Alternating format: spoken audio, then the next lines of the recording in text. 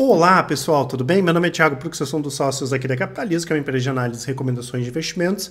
E como é tradicional às terças-feiras, vamos fazer mais um comprar ou vender, onde nós trazemos uma avaliação, uma análise, de acordo com os nossos analistas, claro, de ações da Bolsa, né? Tanto com uma abordagem mais de longo prazo, como uma abordagem mais de médio e curto prazo. Primeiro a gente fala um pouco de fundamento e depois da parte gráfica, vendo as tendências aí de curto prazo.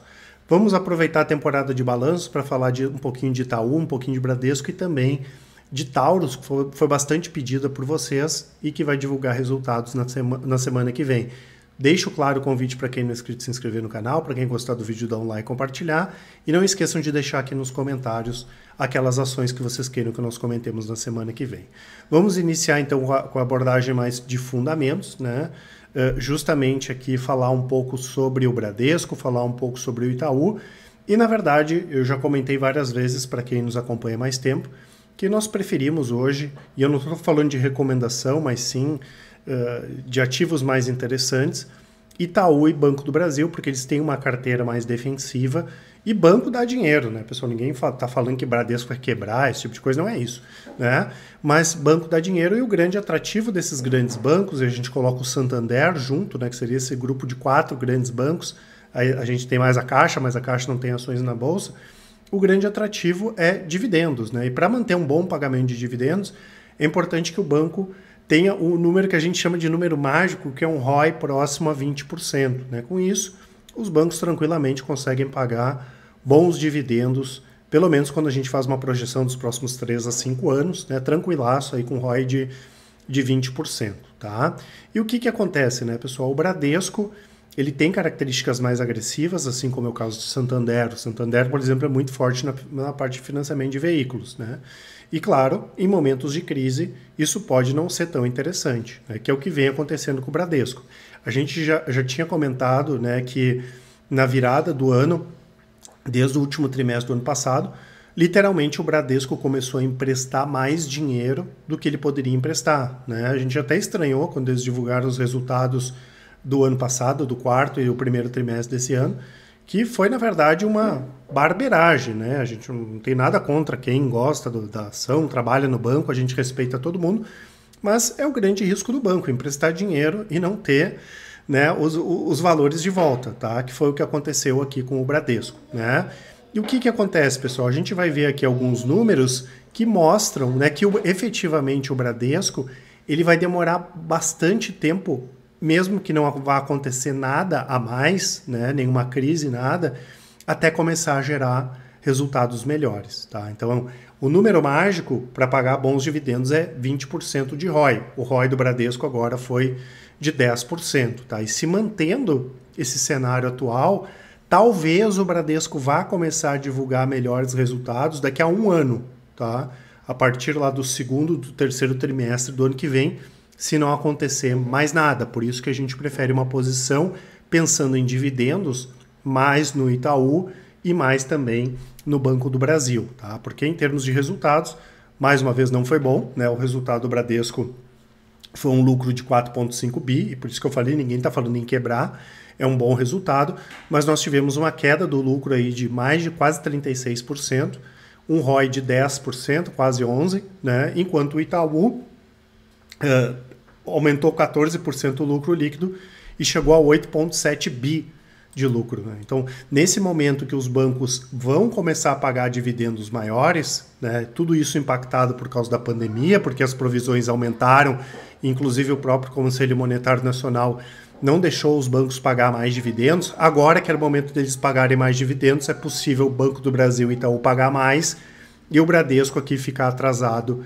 em relação aos dois. E nós tivemos esse movimento aqui que mostra como foi errado, equivocado esse movimento do Bradesco em querer emprestar mais dinheiro, né, e não ver que a inadimplência estava crescendo, ouviu e demorou para estopar essa operação, como a gente fala no jargão aí do mercado. A gente vê aqui a inadimplência, a provisão, né, para devedores duvidosos caindo, né, depois da pandemia, aqui em junho de 2020, né, e depois, em função aí desses maus negócios feitos pelo Bradesco, a inadimplência aqui voltou a subir e eles tiveram que fazer mais provisões. Aqui nós temos o índice de inadimplência de 15 a 90 dias. Para vocês terem uma ideia, essa aqui é a inadimplência de 90 dias do Bradesco, é de quase 6%. Se a gente pegar essa mesma taxa aqui no Itaú, ela é em torno de 3,5%, né? Ou seja, a inadimplência é muito maior hoje no Bradesco do que no Itaú. Então a gente pode ter esse efeito cada vez piorando, porque a gente pode ter uma piora na situação econômica, não é expectativa, mas isso pode acontecer, e cada vez mais o Bradesco se prejudicar e demorar a ter ROI perto de 20%, a ter lucros maiores, porque ele deveria ter lucrado pelo menos o dobro do que lucrou agora. Mais de 4 bilhões de reais a gente está falando aí de diferença. E o que acontece, né, pessoal? Inclusive, eles divulgaram o guidance, que é a projeção, e a gente tinha a expectativa de carteira de crédito expandida subir de 6 a 6,5 a 9,5, né? E a projeção passou para 1 a 5%. Ou seja, eles estavam, entre aspas, emprestando dinheiro alavancados, né? E pararam de emprestar tanto dinheiro assim. É a mesma coisa para quem vai operar na bolsa alavancado. O cara opera alavancado com 100 mil e perde alavancado, como é que ele vai recuperar o resultado ruim que ele teve? Ele tem que operar alavancado. Mas se operar alavancado, ele pode piorar mais ainda o resultado, né?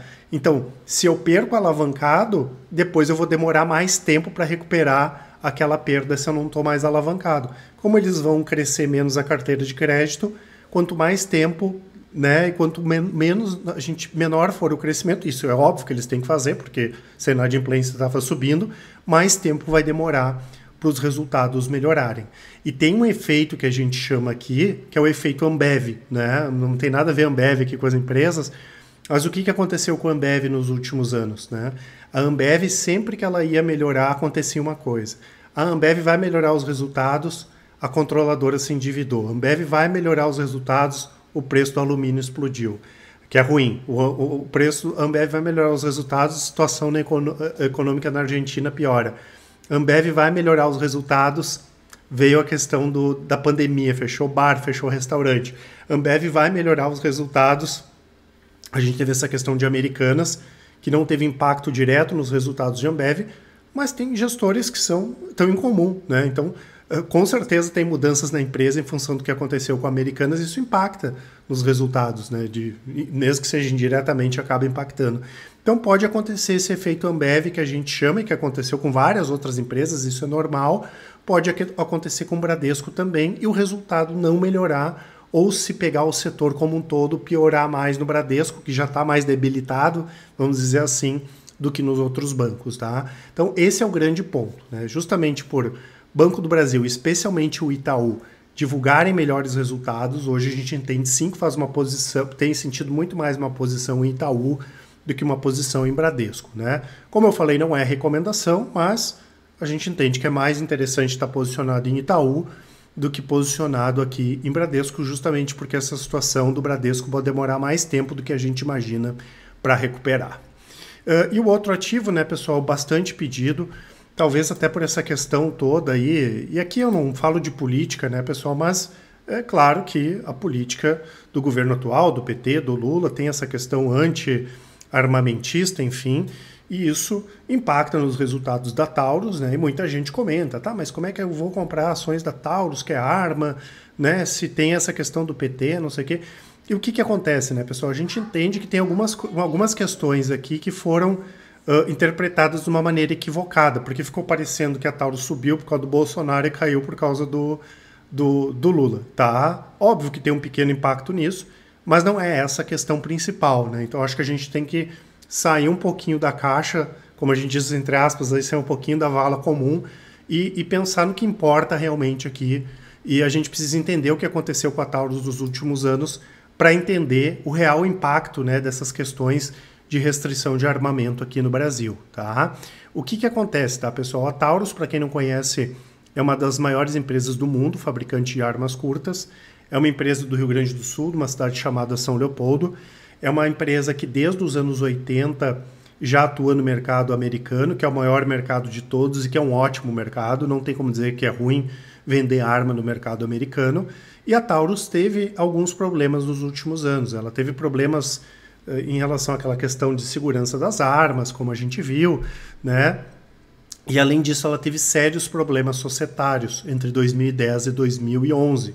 A empresa quase quebra, vamos dizer assim, e ela deu prejuízo de 2012 até 2018, o endividamento subiu demais e ela teve que passar por um processo bastante profundo de reestruturação que durou até meados de 2018, 2019 até 2020. Tá? Então eles tiveram que melhorar a produtividade, melhorar a gestão de caixa da empresa.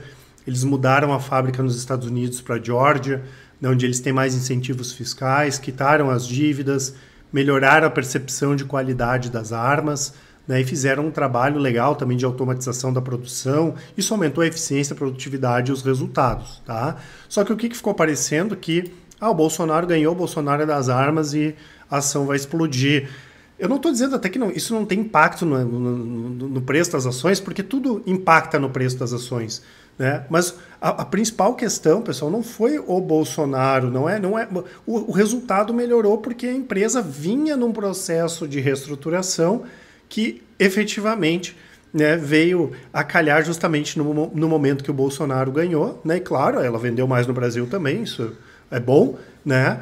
O dólar estava mais alto também, e nos Estados Unidos nunca se vendeu tanta arma ali, 2020, 2021, se vendeu arma pra caramba, tá? Então, isso que acabou impulsionando os resultados e também acabou impulsionando o preço das ações. E as ações vêm caindo já do ano passado para cá, e a gente teve uma piora no mercado americano. O mercado americano, até porque a base de comparação era forte, desde o ano passado está se vendendo bem menos armas do que era imaginado. Então isso não tem nada a ver com o Lula, né? O que o Lula tem a ver com isso? Mas também veio a calhar que quando o Lula ganhou, se começou a vender menos armas no mercado americano, tá? E de novo, eu não estou dizendo que não tem impacto, mas o impacto é muito pequeno, pessoal. Se a gente pegar a receita da Taurus, isso aqui no primeiro trimestre desse ano, 453 milhões, né? Quase 95% disso é de armas e acessórios. O Brasil ele representou 11% da receita. Quando a gente fala da Taurus aqui internamente, de novo, eu não estou falando de recomendação, internamente na Capitalizo, a gente nem considera o mercado brasileiro. E o que a gente consideraria ou considera é a parte que vai ser vendida para exército, para polícia, é isso que a gente considera. Nem considera essa questão da pessoa física comprar armas, que foi o que estava todo mundo comentando agora. Então o que importa é isso aqui, pessoal, né? Quase 82% da receita é mercado americano.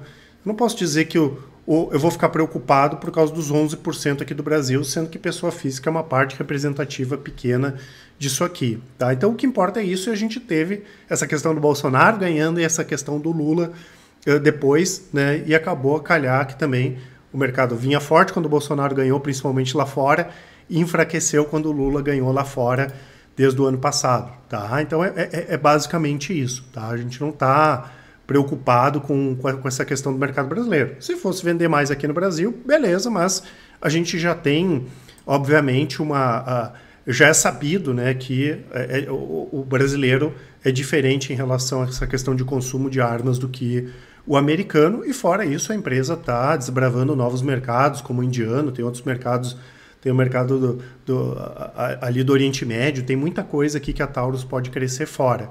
E é uma empresa que as ações são baratas, a gente está falando que mesmo com um resultado abaixo do esperado, o PL está na casa de 5 vezes, um yield de 8,5, até porque eles hoje não têm muita necessidade de investimento, então eles devem distribuir um bom dividendo.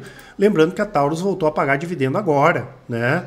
Ela passou por um grande processo de reestruturação, a gente não pode esquecer disso, isso é importante também, né? A margem líquida 15,6%, mesmo com a empresa mal ou operando abaixo do que deveria, e um ROI de mais de 34%, tá?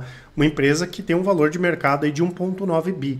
Ah, Thiago, mas o PVP dela é 1,84. Isso a gente já comentou algumas vezes. Como ela tinha muito prejuízo acumulado e coisa, o valor do patrimônio dela acabou sofrendo nos últimos anos. Então, diminuiu o valor do patrimônio dela, tá? Mas a Taurus de hoje é diferente da Taurus aí de 10 anos que dava bastante prejuízo, tá? Então, vai melhorar os resultados em algum momento, principalmente quando o mercado americano melhorar, e essa baixa necessidade de investimento vai fazer com que a Taurus aqui pague bons dividendos, tá?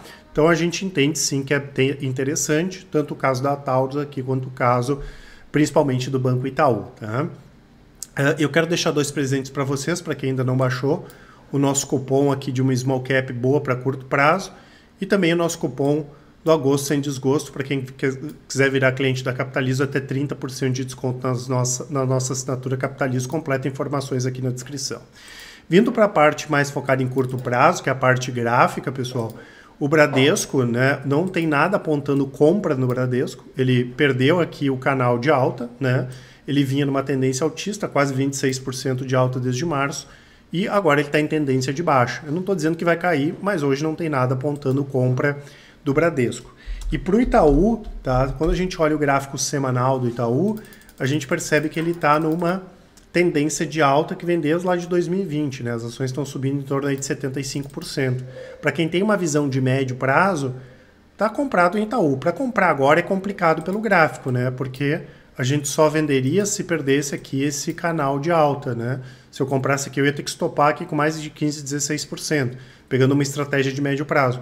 Mas para quem está comprado em Itaú para médio prazo, continua comprado, não tem o que fazer aqui, a tendência de alta diferente da tendência ali de Bradesco. E a Taurus, também olhando o gráfico semanal, vinha numa tendência de baixa aqui se a gente pegar aqui desde janeiro, chegou a cair quase 50%. Essa tendência de baixa foi quebrada aqui em fevereiro.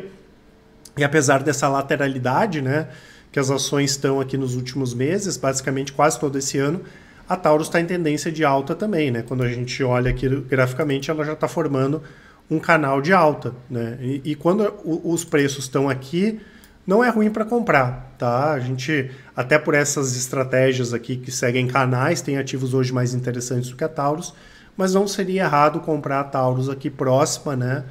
Essa parte inferior aqui do canal, porque próximo do canal, se perder o canal, vende, e por outro lado ela pode continuar a sua tendência aqui altista. Então, graficamente, né, o Bradesco tendência de baixa, né, muito mais para queda do que para alta, Itaú tendência de alta e Taurus também, e a Taurus mais interessante para compra ali do que o Itaú. Lembrando que eu vou deixar para vocês aqui na descrição as nossas assinaturas, né, pessoal, e também para quem quiser ver os resultados das nossas estratégias, podem comparar.